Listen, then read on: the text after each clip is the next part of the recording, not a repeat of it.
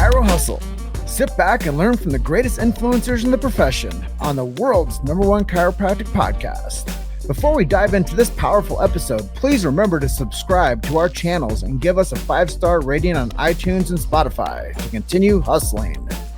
This episode is sponsored by Imaging Services, Chiro Health USA, Chiro Moguls, Pure Chiro Notes, Titronics, doTERRA, Sherman College of Chiropractic, New Patients in a Box, the Influencer Authority Podcast Training, Mango Voice, Community Healthcare Resources, and Invisired. Let's hustle. Hey guys, welcome to episode 383 of the Chiro Hustle podcast. I am your producer, Luke Millette, and here is your host, James Chester. So today we had the opportunity of interviewing Dr. Joseph Awender.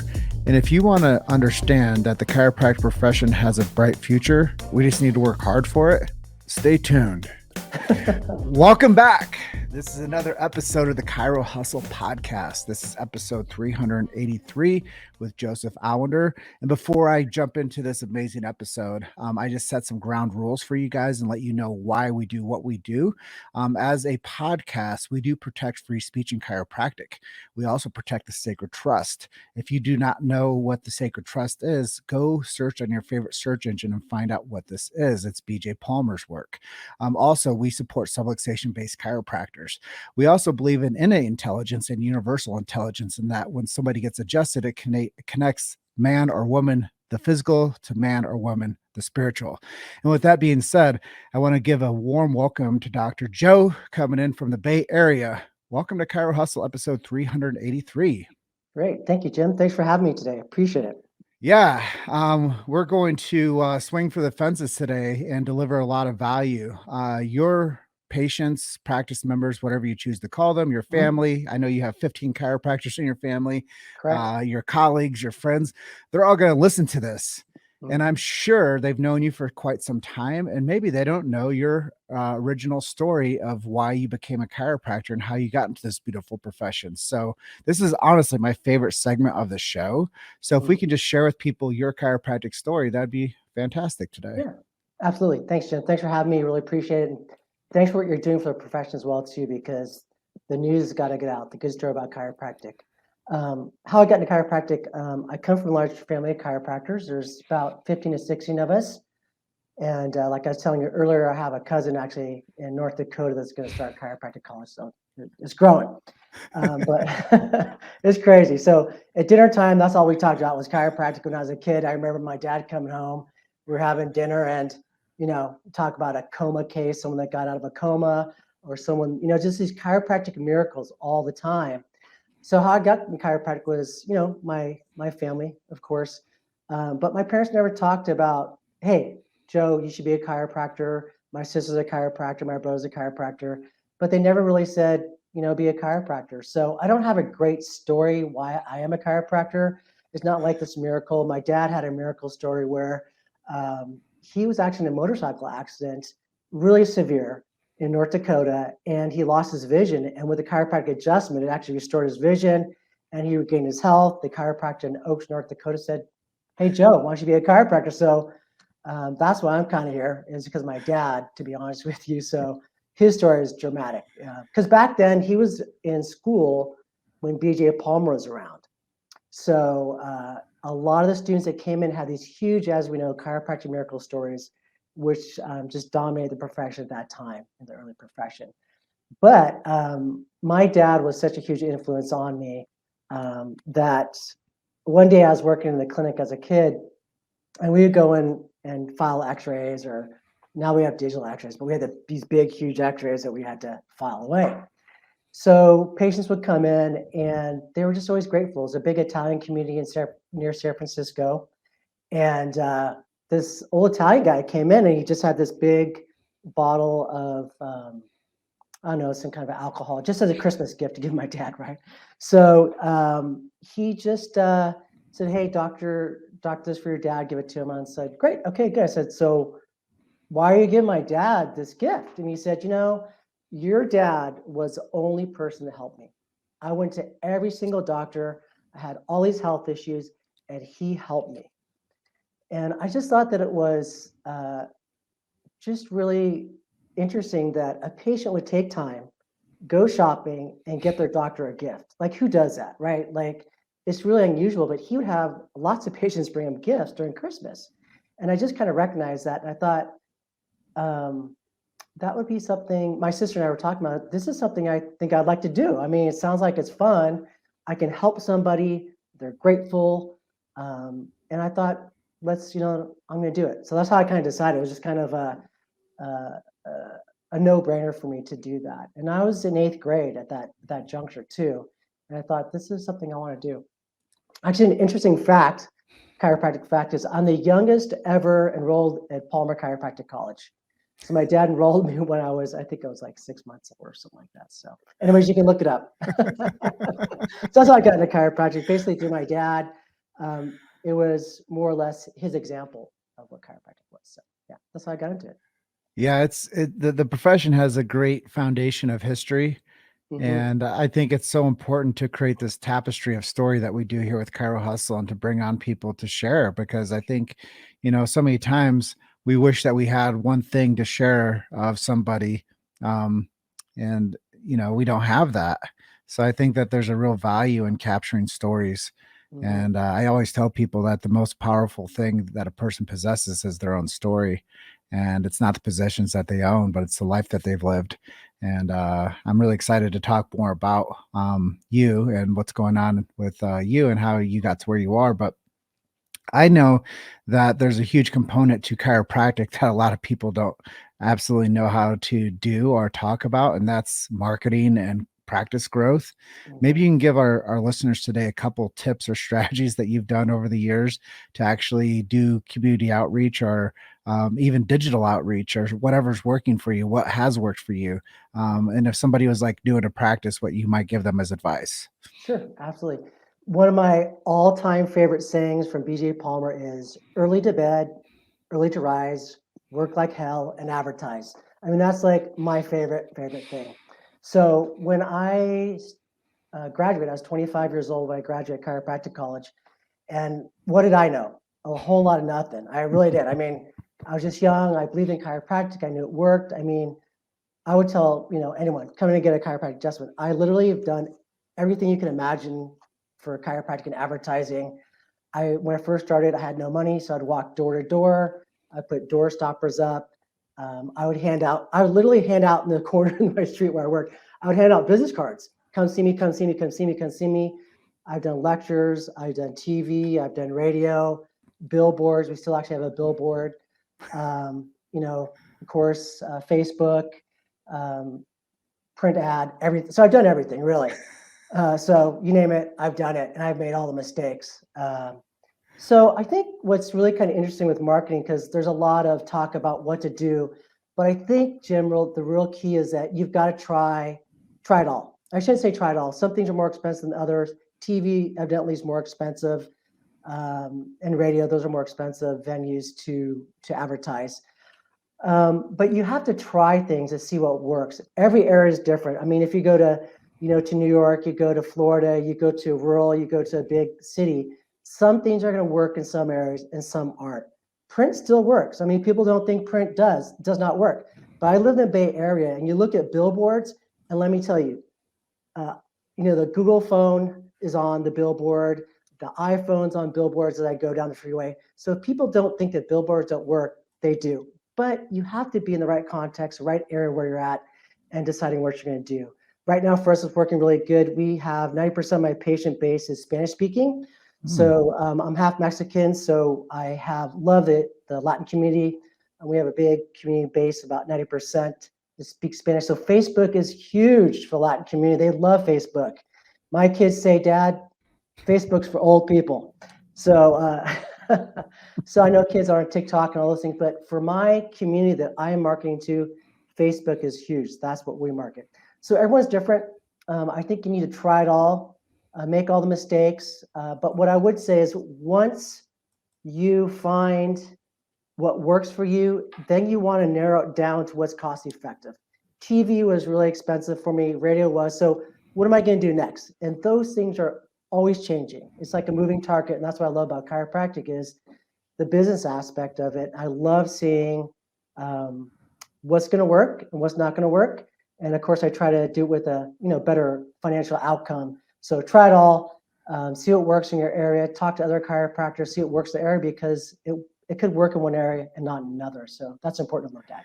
Well, it's really cool that you mentioned that you have a large Latin community. And I don't know if people are out there that are watching or will listen to this in the future, but we do have a chirohustle Espanol. We have about 70 episodes that we have all Spanish podcast that's hosted by Miguel Guevara down in Mexico City. And he hosts episodes just like what I do here, but all in Spanish with Spanish speaking chiropractors for that growing population that you're so happy to take care of. So a lot of people don't know that, but we have a dual lingual podcast with chirohustle because I saw the need for marketing chiropractic and making sure that we protect the sacred trust and tell the story the right way, and to make a depository of these stories from practitioners telling people why they do what they do.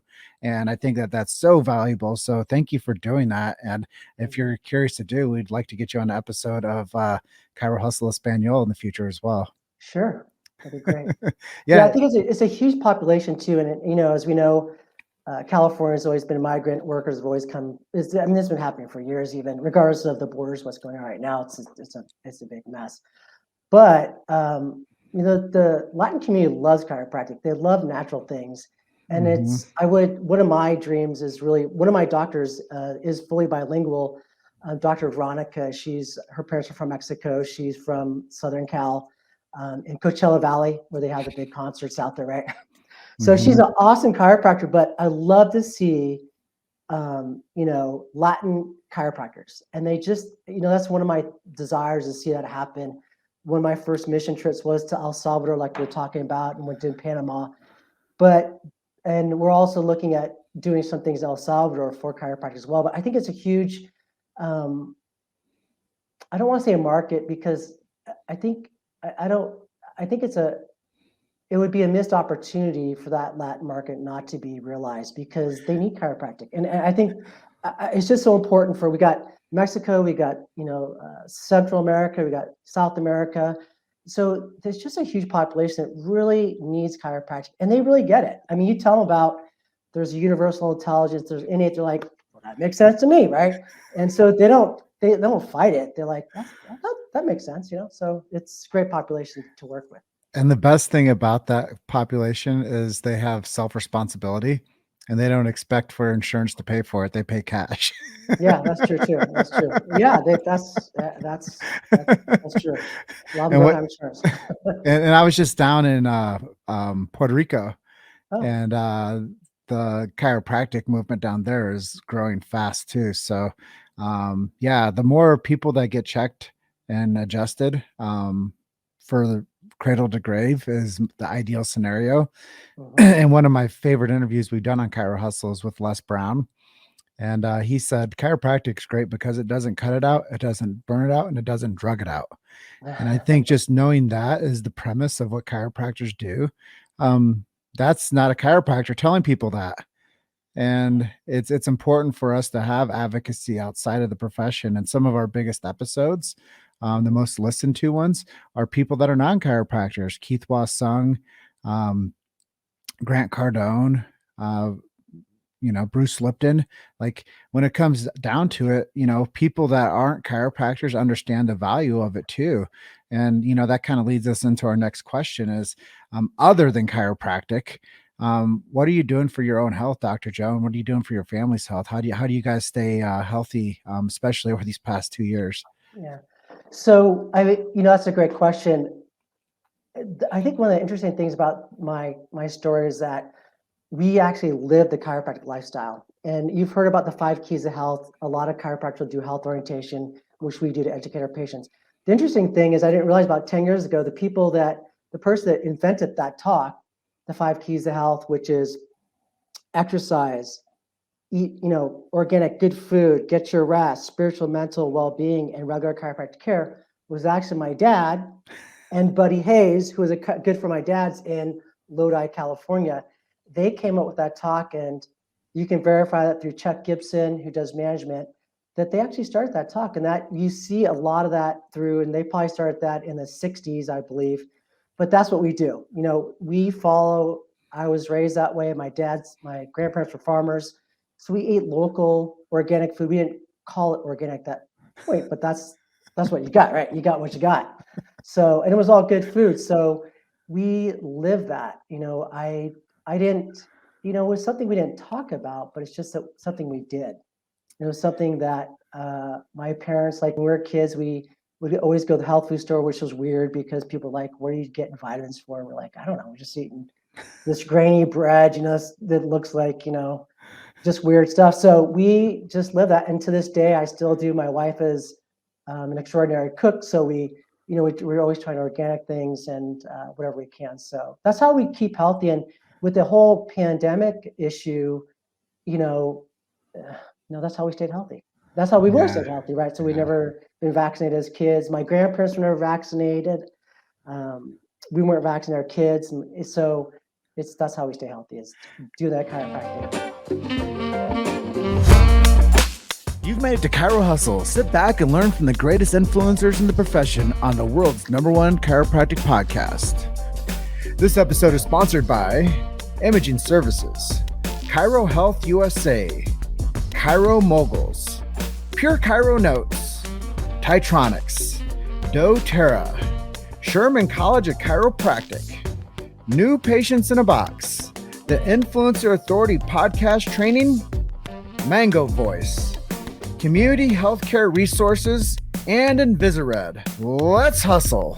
Well, you asked me, and this is just a disclosure, is my mom, she was a nurse's aide for 35 years, and she followed the medical model with me, and she had me fully jabbed up until, I was a teenager, and even when I was in college, I would go and get, the inoculation for the flu. I didn't know any better. But now I do. So I think that's a revolution for people to know, is to know that, your body was designed to be whole. Like chiropractic, the thing I love about chiropractic the most is it puts nothing into the body extra. It just simply removes interference and allows the body to heal naturally, or to prosper, or to have better performance. And that's honestly how I got into the chiropractic profession. I was 16. I hurt myself playing high school football, and the athletic trainer asked my mom if I should go to Palmer College and get x-rays on my shoulder, because I don't come from a background of money. And my mom's like, sure, I'll take them to Palmer. I'll get some x-rays. And then when I was there, the staff doc said, hey, is it okay if we do some x-rays on a spine too, to see if anything's going on? And ever since then, I realized the power of chiropractic. And I always knew that when I got adjusted, I performed better. I didn't do it because I was like in pain or anything. I just did it because I knew that when I was adjusted, I performed better as an athlete. So I think, when we talk about it, there is a universal intelligence inside of all of us. And when we're maintaining a healthy nervous system, we have a healthy immune system. And when those two components are connected, now we have a healthy organ system. And we don't have to, wonder why we feel better, because when your nervous system is tuned up, your body's tuned up. And I think that that's a big takeaway for me as I've become more integrated into the profession, is people don't have to go looking for more. They just have to do what works. And that's what I really love about the profession. And, on that topic, now let's talk about community outreach. I know that you said that you put billboards up. You've done, different types of advertising. I love your quote that you shared from BJ: early to bed, early to rise, work like hell and advertise. But what have you seen some of your community outreach affect? Some things that actually worked for you that actually felt good doing? Well, I think one thing you talked about was spinal screenings, and we were talking about how many you did. You've done a lot more than I have. I've been doing spinal screenings since I was, probably like 10 or 11 years old. We'd always go do these spinal screenings at fairs, my dad and the local chiropractic community. So we've done it. I've done tons of them, but you've done a lot as well. So within a year. So we've done spinal screenings. I really enjoyed doing them. I don't do them as much. My staff goes out and does those. Of course, the pandemic, we haven't been able to, but we'll go to schools. We'll go to our local community We put on, actually, since I have a huge Latin community, one of my patients is one of the world famous wrestlers in Mexico, Blue Demon. So everyone, and he was actually on our billboard, and he had a wrestling match we did in the Bay Area. So all my, non-Hispanic patients did not know who this guy was, but he's really big. He's done like Dancing with the Stars. He's like really famous in Mexico. But anyway, so things like that. We've done, gone to churches, help out in churches or some events. So we try to get out there as much as we can to make sure our community knows who we are and how we can help them. Yeah. And this is just the marketing message that I'll share with everybody is I always tell people the more hands you shake, the more money you make. Yep. Yeah, and you can't just hide inside of your four walls and expect for people to show up and and say, hey, there's that great chiropractor. They have to know who you are. Mm-hmm. And Napoleon Hill said that you should be known, liked, and trusted. And I've upped the game a little bit more and said you should be known, loved, and trusted. And you should go out there and be a servant. And that's what I love about chiropractic is it's a give, love, serve profession. It's a healing art. And I've just fallen in love with the message behind it. So congratulations on, learning how to navigate the marketing world and to use the celebrity status to go out there and to say, hey, this guy's cool. He likes chiropractic too. Well, the interesting thing about that, so there's a story behind that because Blue Demon was doing a wrestling match up in the Bay Area. And I really didn't know who he was. But when my staff was at a fair where we were doing a spinal screening and one of his trainers said, hey, he just injured his ankle. Can your doctor help? This is on a Sunday. And I was coming back from Tahoe. And so my staff calls me, hey, can you help him? I'm like, who's this guy? I have no idea who he is. So this guy, Blue Demon, right? And they don't take the mask on. They leave it on. I don't even know what he looks like to this day. So he came in. We took x-rays. His ankle. He was about to fly out to England to get surgery on his ankle and he was going to stop his career. So I said, well, let's take a picture of your ankle and your spine. So I gave a full spine adjustment, just ankle, and that was it. I didn't see him. And so he calls I said, my staff, call him. How's he doing? So he canceled the surgery, no surgery for his ankle, which was incredible. One adjustment. And he said, this is the best I've ever felt in my life. Well, I shouldn't say in his life, but in a long time. He's strictly vegetarian. He rarely eats any meat. He says, I felt so good. I ate a hamburger. And he goes, for me, I'll tell you, that's unusual. And he asked me, what do I owe you? I said, you know what? Why don't you just sign the autograph for me? So he signed an autograph. I think he was going to send it to me. That's what he was going to do. And my staff said, does Dr. Joe want anything else? And they said, no. He goes, if Dr. Joe ever needs anything from me, I'll do it for him. So I asked him if I could use his picture on a billboard, and we put him on a billboard, no charge. It would have cost tens of thousands of dollars. He did a TV spot for me, and he also came out and did the wrestling match. So like you said, if you put the love in it, it comes back. And so it was just a thing that I love my patients, like almost every chiropractor does. You love what you do. And it shows when you love what you do. And I just took care of him because, you don't take care of a famous person every day. And I just thought he was a really nice guy. We became, good friends. But, when you just do it for the sake of loving, it just comes back tenfold. And I have a saying, you can never, ever outgive God. You can't. You just can't do it. And that's why some patients will take care of it at no charge because, some people can't afford it. But when you do that, it always comes back to you. And this is a really good example where for me, literally, tens of thousands of dollars could have been cost to do that. So, but, just because I enjoyed doing it, it happened. It was a good thing. So anyways. Well, one of the things I always try to impress upon people is just do the right thing. And, it's not what you think you should be doing. It's what you feel you should be doing. And I think that a lot of times people just don't know what to be doing with their time and their energy. But, a chiropractic adjustment, one adjustment can change a life. So I think that's really cool that you had an impact on his life. And then he further became acquainted with you and was willing to help you. Yeah. And his career was saved by that too. He kept going. He's still going. Yeah. And this is like 10 years ago. It's huge. And Dr. Marty says Dr. Awender is an awesome chiropractor and is taller in real life. Thank you, Dr. Henschel. And that's just it is BJ Palmer also said, don't take yourself too damn seriously. Right. And I think that that's important too, is we should have a little humor and, connection on that level too. It can't always be serious and, to the nth degree, but I think this is a more serious question for you, and it has to Mhm. do with the profession as a whole and its future pacing. Um, I don't even know if we need to talk about 20 years from now, but where do you see Yeah. the profession going in the next 5 years? So I think that's a really great question. I mean, the chiropractic profession has always had its fluxes, its ups and downs, and all professions do. Right now, I know chiropractic is in California is on a decline in number of chiropractors licensed.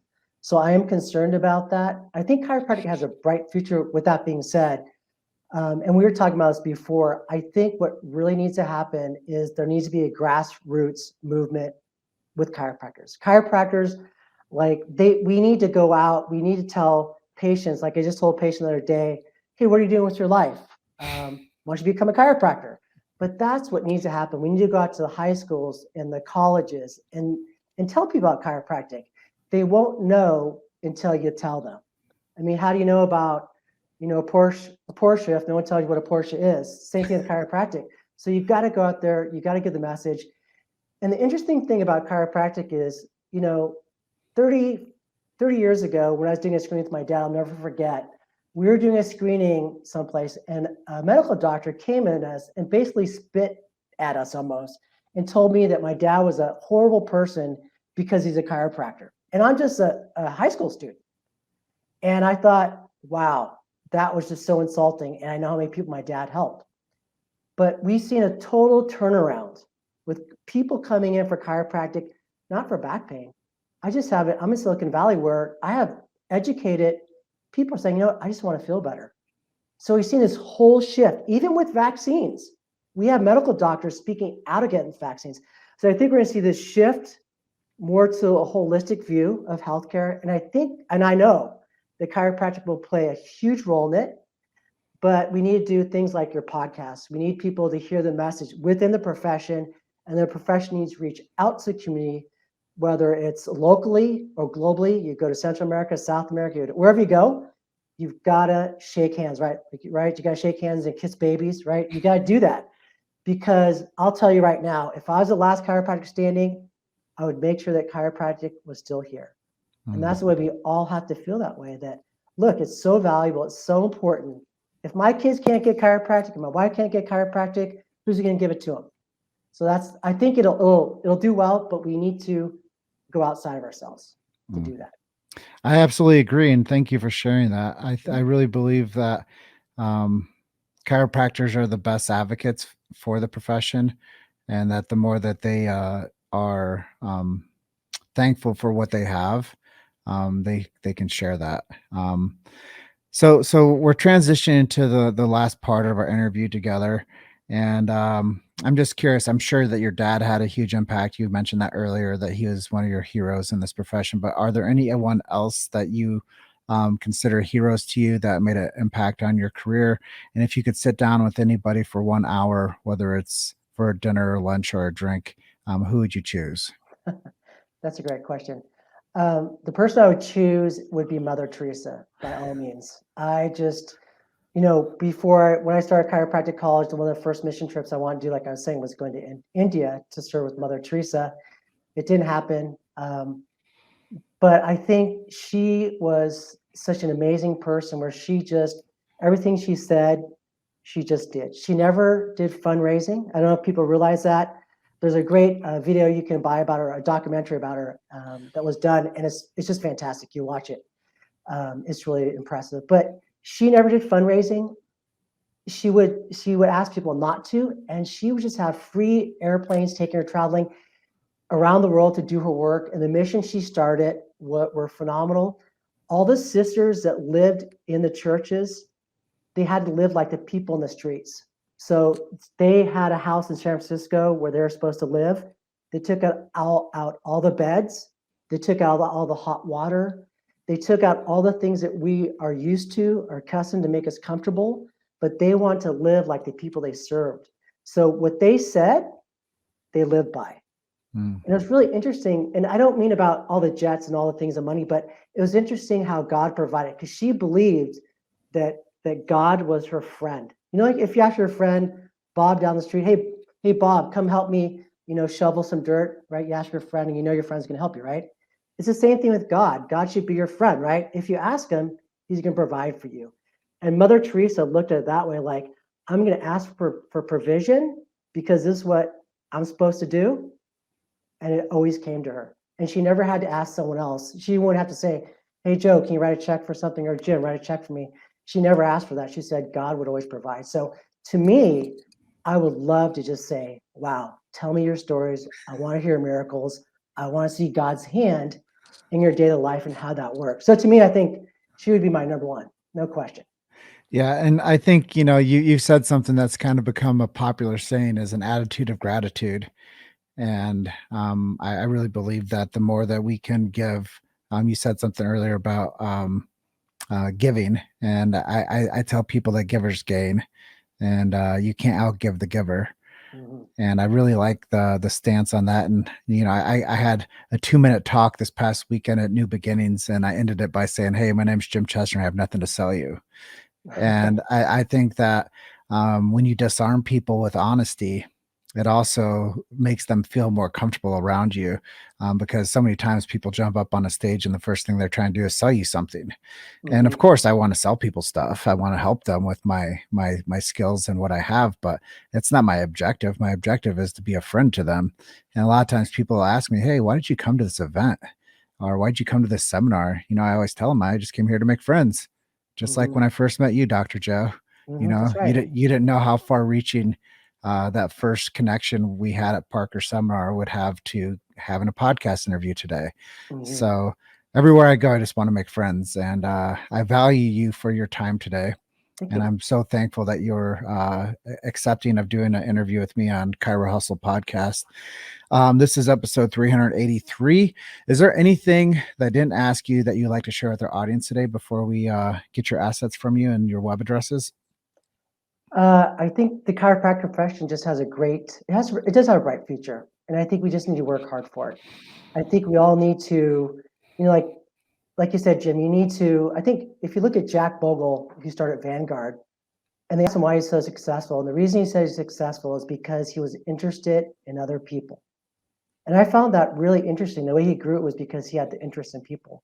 And if we have the interest in people and their common health as chiropractors, we have the great honor and the duty to spread that message of chiropractic and to grow the profession so more people can have the gift of chiropractic. Amen. Amen. Thank you. So if people want to get in touch with you, what website should I send them to?